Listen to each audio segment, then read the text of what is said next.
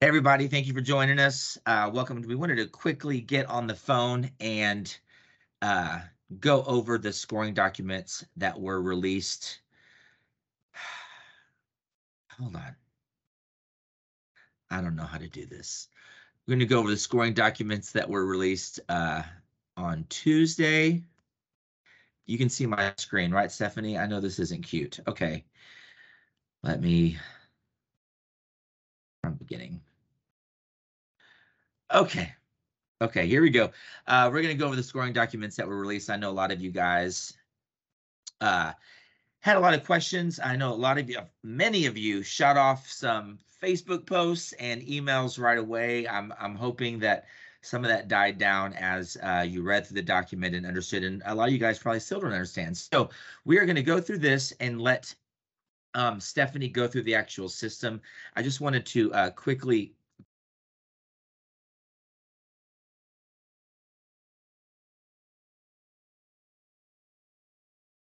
where we are and where we're going from here.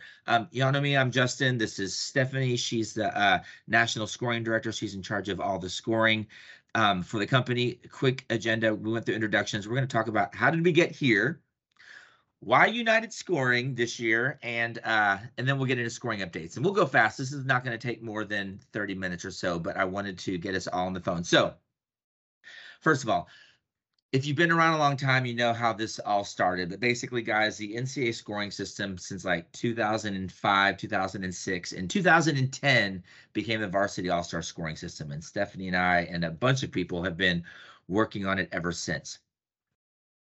The system used to be very broad and very general. What you guys all, or at least the coaches in that generation at the time, came back with was, but how do you get the perfect score?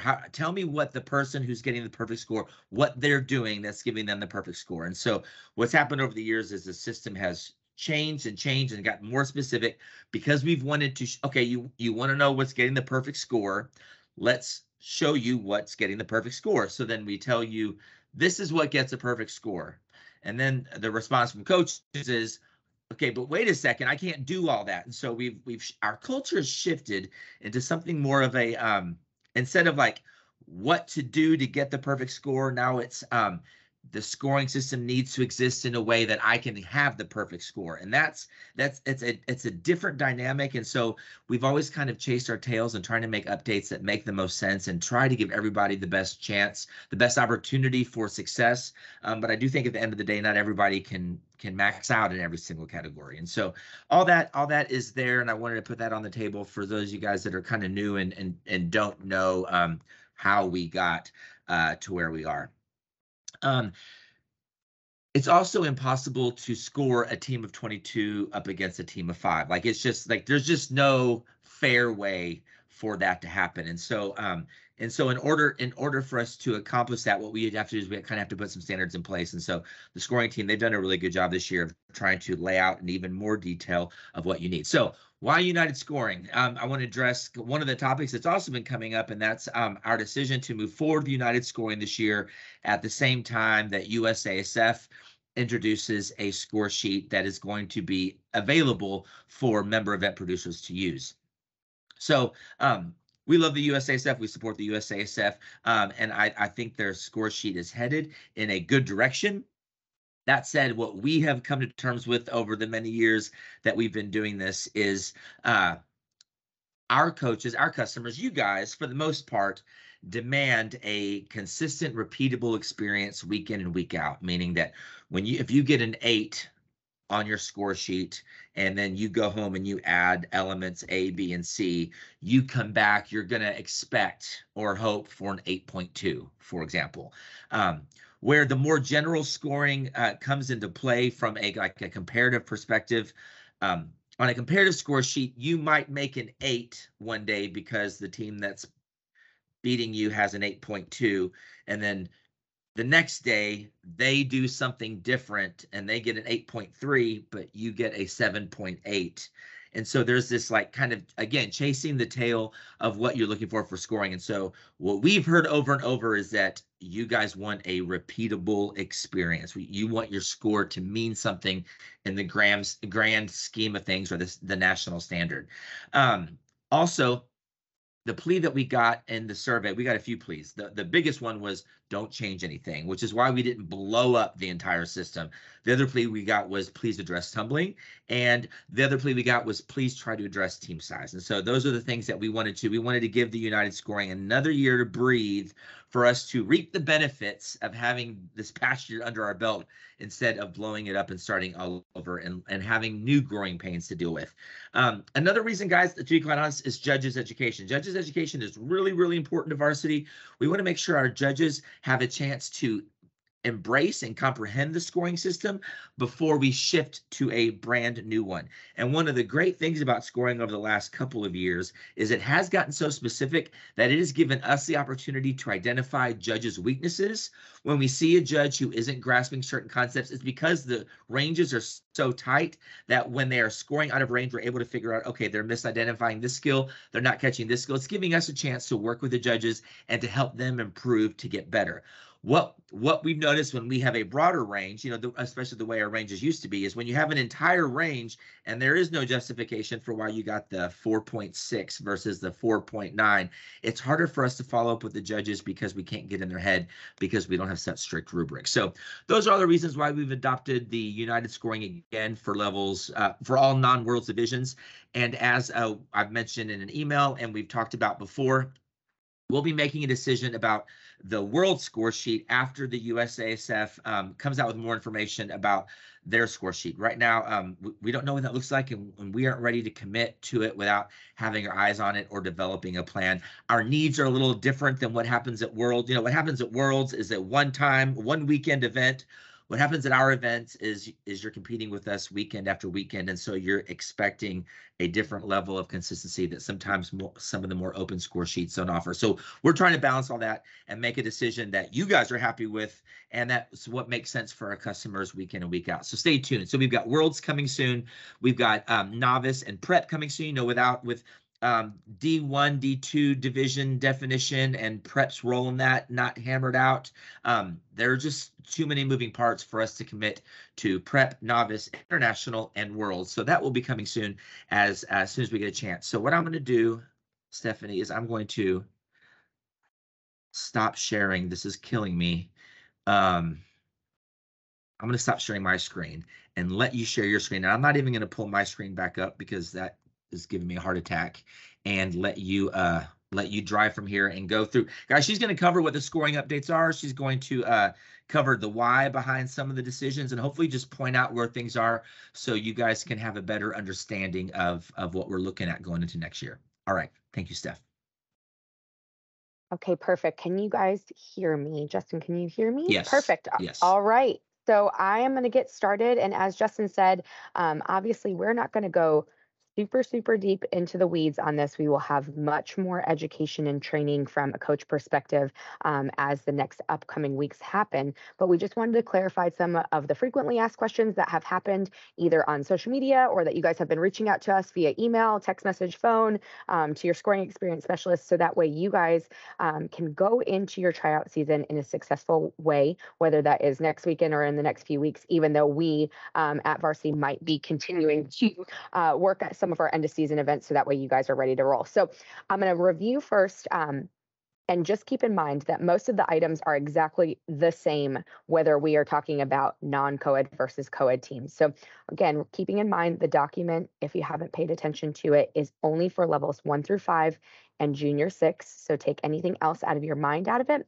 And as I go over these things, if you want to quickly follow along, it might make sense for you to look at the current scoring system. But I really want you guys to really embrace what I'm saying about this and the changes to it. And don't just think about the quantity chart in what I'm presenting to what the actual rubric says right now, because those two things are very independent from one another, and they have to be combined all together to make it make a little bit more sense for you guys as it goes through this. So let's just start with building and go from there.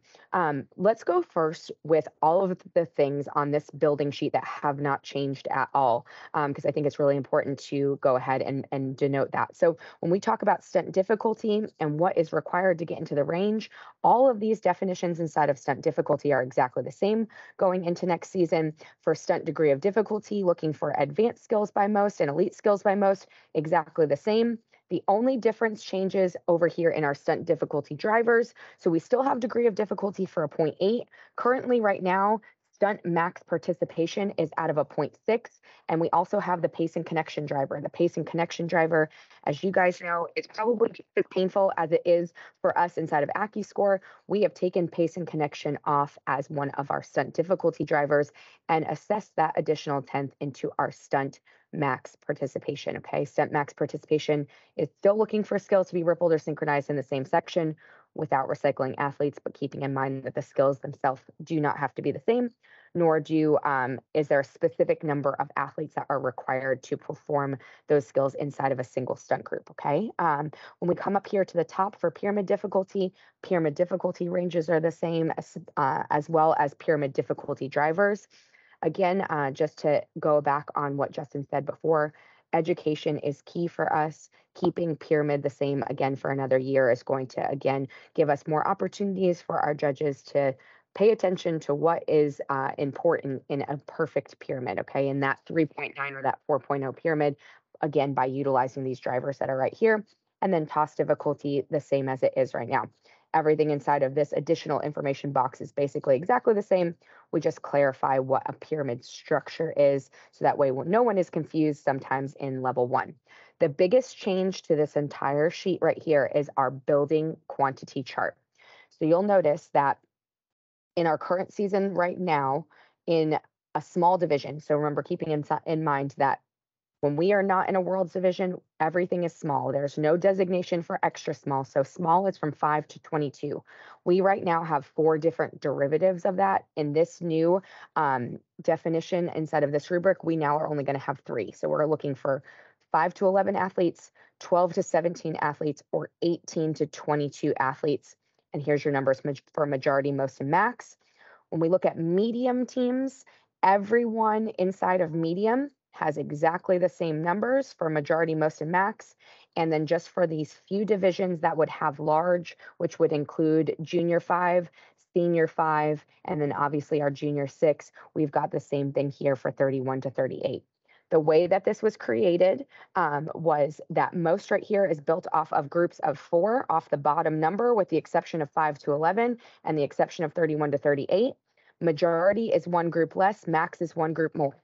So I know there's a lot of people out there saying, but if I only have 12 kids on the team, if I only have 18 kids on the team, if I only have this, keeping in mind that 12 kids is going to allow you to create your groups for most with groups of 4.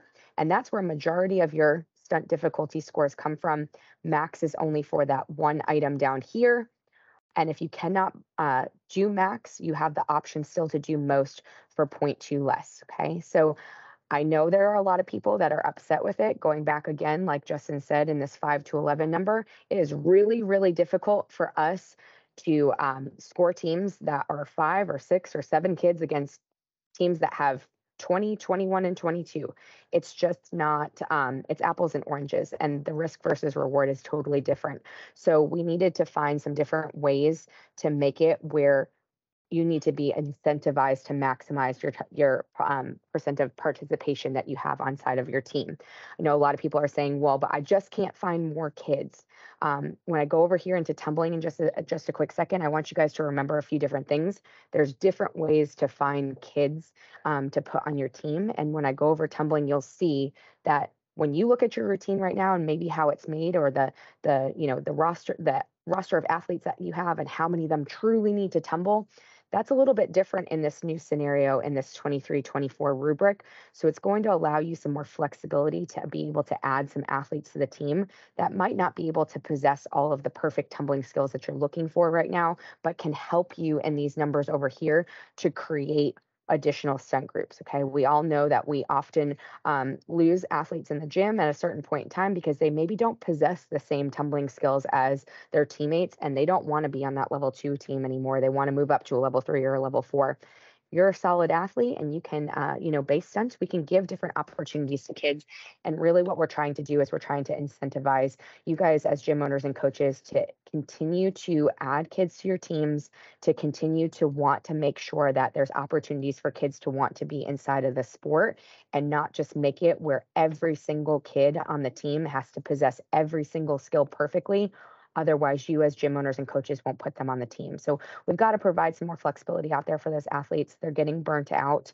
And I think that this is a positive way to go ahead and do that for one of the options, just being able to make sure that we have opportunities for kids that don't have to have tumbling skills, but can be strong bases or have maybe never cheered before and might be, fit for a level 1 or a level 2 team and are super strong. And we are able to teach them how to stunt over summer, but maybe not be able to teach them how to do a back handspring. Okay. Moving right on into tumbling. Jump difficulty also has not changed. There are a lot of other things inside of the tumbling rubric that have changed.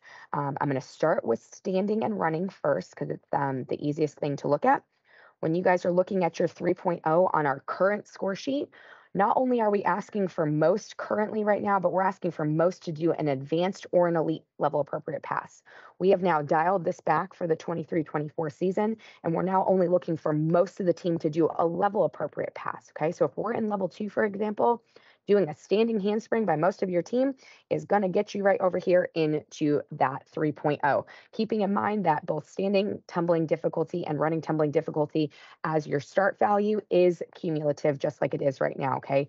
But again, keeping in mind that we're only looking for level appropriate skills. Now, once we have looked at what you're getting, then we're going to move over here into our degree of difficulty drivers for both standing and running. So let's go over standing first, because unlike our current rubric right now, standing tumbling drivers and running tumbling drivers are no longer identical. They're a little bit different for various reasons. I'm about to explain those to you right now. So standing tumbling degree of difficulty is the only thing that we will be looking for. Okay. So once you've accomplished the 3.0, which is most of your team performs a level appropriate pass, now we're looking for the passes that you're doing. So just like right now, where we're asking for 2 passes, we are still looking for them to be different.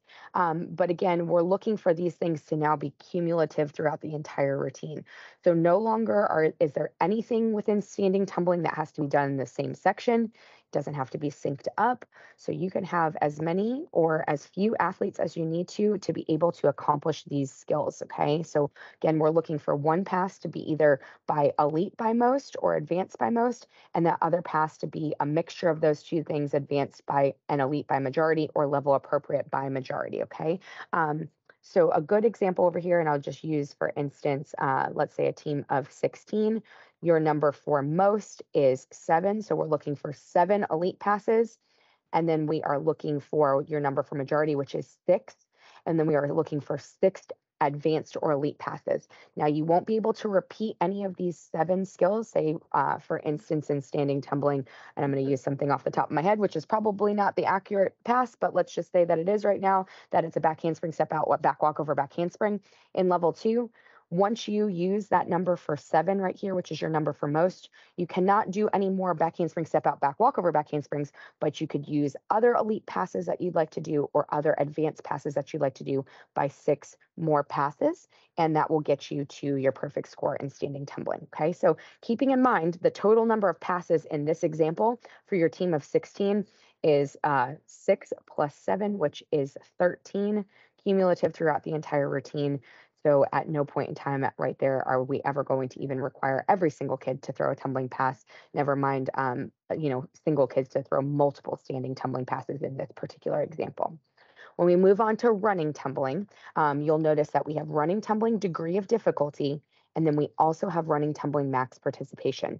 So running tumbling degree of difficulty, we're looking for either elite by most or advanced by most. Those can be a mixture of skills. They can be done cumulatively throughout the entire routine. Elite by most is going to be a 0.5. Advanced by most is going to be a 0.3. And then we're looking for running tumbling max participation, which is 0.5 as well. This is a mixture of advanced and elite skills by max. So you guys can do this a few different ways. Again, using this example of 16, your number for, and I'm just going to scroll up just a little bit so you can see a little bit better, but your number right here for most is 7. So we're looking for 7 elite passes by most, and then just this, this differential right here. So we're just looking for an additional, I'm doing fast math in my brain, 5 additional passes on top of that. That could be also elite or they could be advanced, and that will get you your max participation score. So again, keeping in mind 12 tumbling passes total. If you had 16 kids on the floor, that's not even requiring every single kid to be able to possess one of these advanced or elite passes. And that is going to get you that perfect score in running, tumbling for degree of difficulty and max participation. So again, a lot of different options there. I know people are frustrated. Again, even if I use the example of 5, the number for max is 10, means that every kid needs to do 2 passes. That's basically what they're doing right now currently in the routine on our current scoring system. So again, it does behoove you to try to add additional athletes to the team because it's just going to help you inside of this range.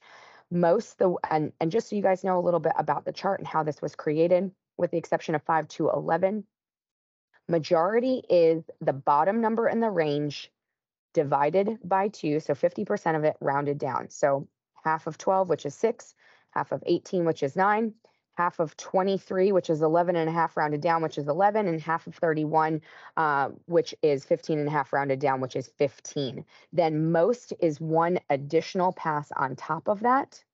And then what we're looking at right now for max is it is double your majority number. So in most of these situations, it's just double this number right here, but in the 31 to 38, it is not, obviously, it's not just this bottom number inside of the range because we're rounding down. Okay, so that's how we got to those numbers right here inside of our tumbling quantity chart as well.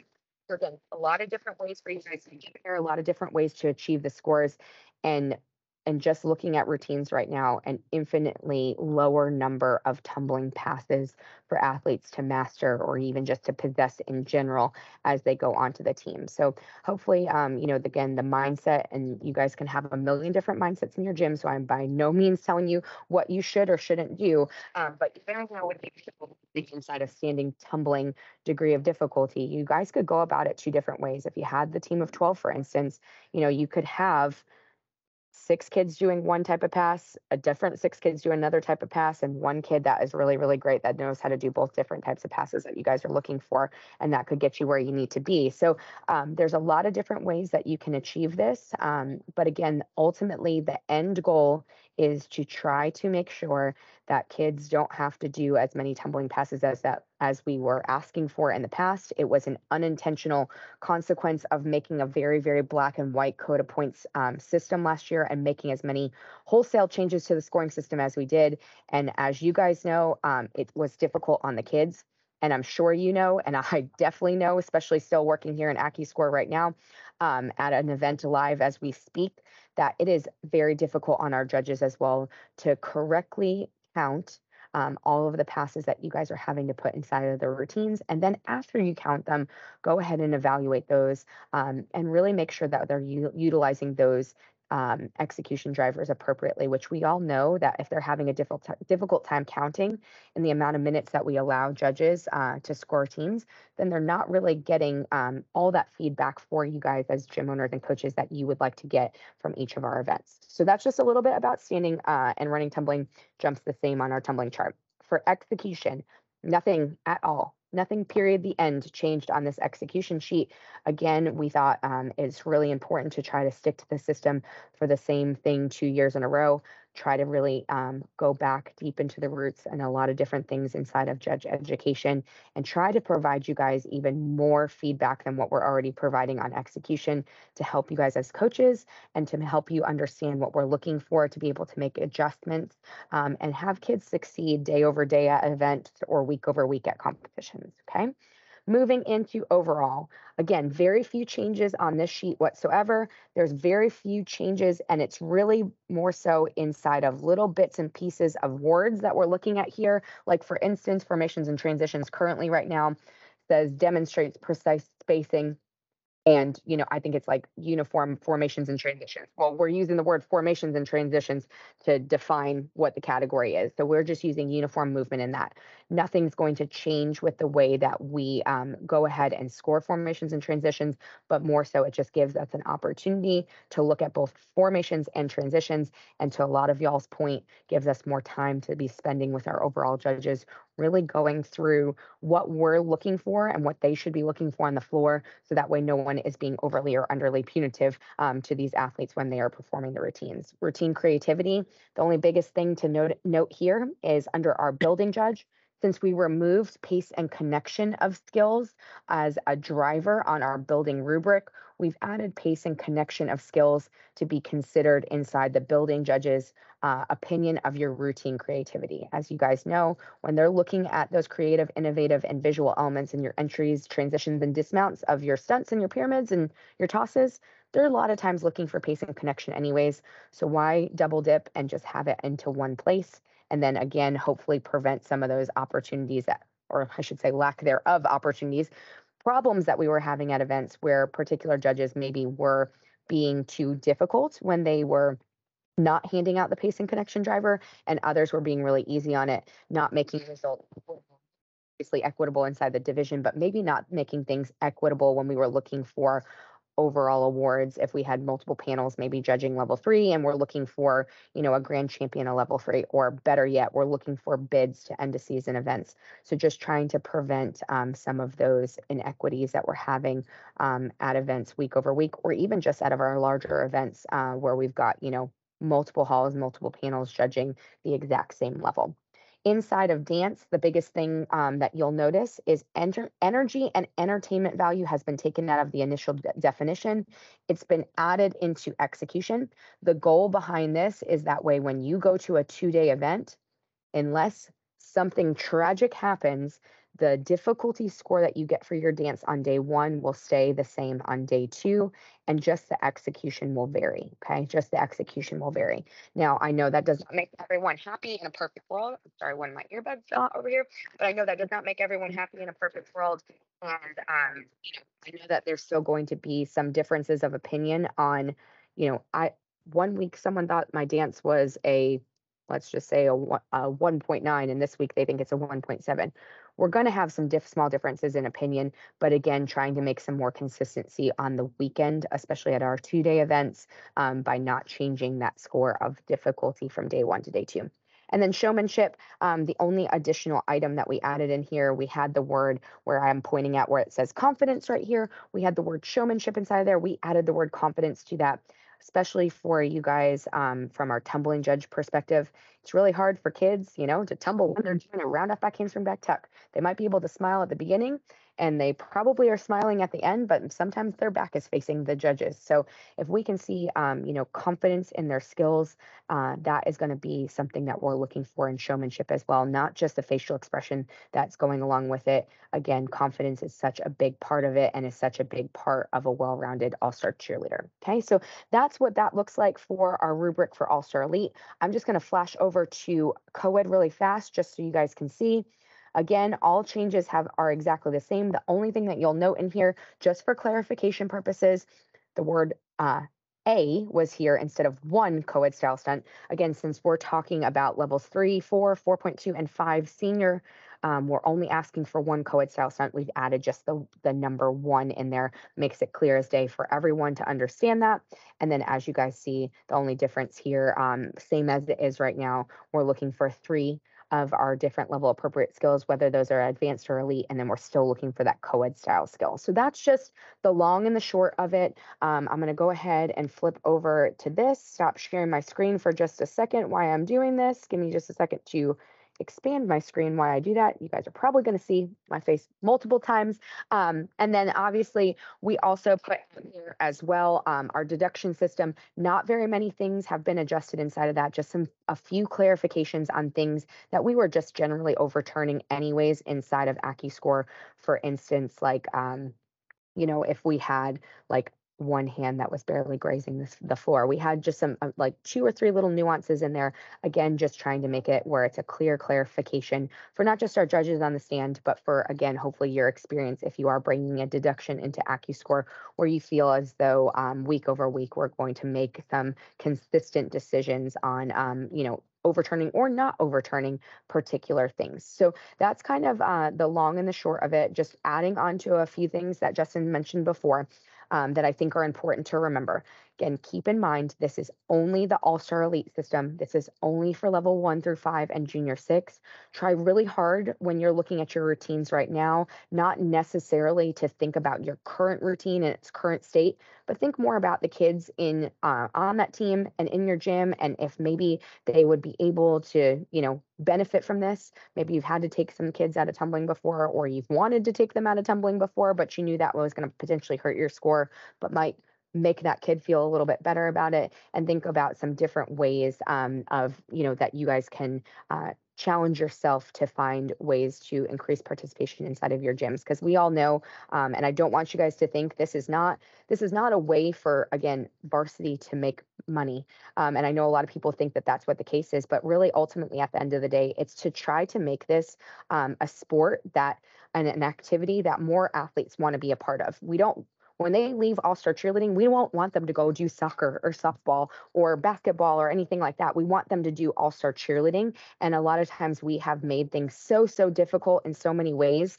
where it makes it really challenging for athletes to want to stay and participate in it, makes it challenging for you guys to coach it every single week too, and makes it hard to actually enjoy and be able to have fun. So hopefully, again, we're going to be able to bring fun back into it a little bit, and then keeping in mind that, there's going to be some different opportunities. We are going to think really, really long and hard on what that prep rubric needs to look like, based on some of the decisions that are made with, D1, D2 status, and how prep goes into it. And then just some of the feedback that you guys have, been providing to us, and making sure that prep is a really all-inclusive way of entering the sport. So that way, if you can't maybe potentially make an all-star elite team with a group of athletes that you have, because maybe that's just not working, finding ways that our prep rubric is going to work for you, and not making it so cumbersome, especially on that lower side of athletes, when we're looking at teams of 5 or teams of 6, that tiny prep team that we're looking at that maybe is not ready to be an all-star elite team,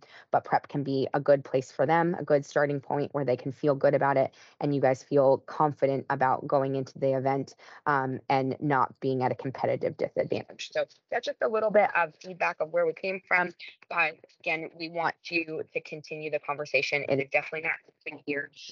One of our huge commitments to you guys is to not just educate only at VU. Of course, that's a place we're going to educate, but we want to continue to educate you guys virtually as well.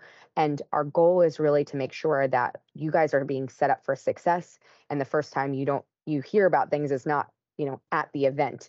We want to get you guys as educated as humanly possible. And then really, ultimately, one of my biggest goals, and our team's goal, is to make sure that our judges are doing a great job and not doing a disservice to you or your athletes, and hopefully keeping you guys at an AccuScore as much as you can, to be able to enjoy your experience at events. And I really think that this is an opportunity for us to do that, having the same system year over year, or very, very, very close to it, where we really can ramp up education and training, and make sure that those judges are giving you the feedback that you need to. Okay. All right. That's all I got, Justin. Thanks, Stephanie. Hey guys, we'll have plenty of these throughout the summer and the season after we finish end of season. And again, we've got VU in New Orleans in July if y'all want to join us there, but we'll be in touch before then. Hopefully you have all of your scoring experience specialist email addresses, and you guys can reach out to them. You can reach out to the scoring email. You can reach out to Stephanie or I will forward your email to somebody else in scoring. But know that we're here for you guys. We appreciate the time. We just wanted to kind of get in front, and after having 2 days to digest all the system, point out the things that are different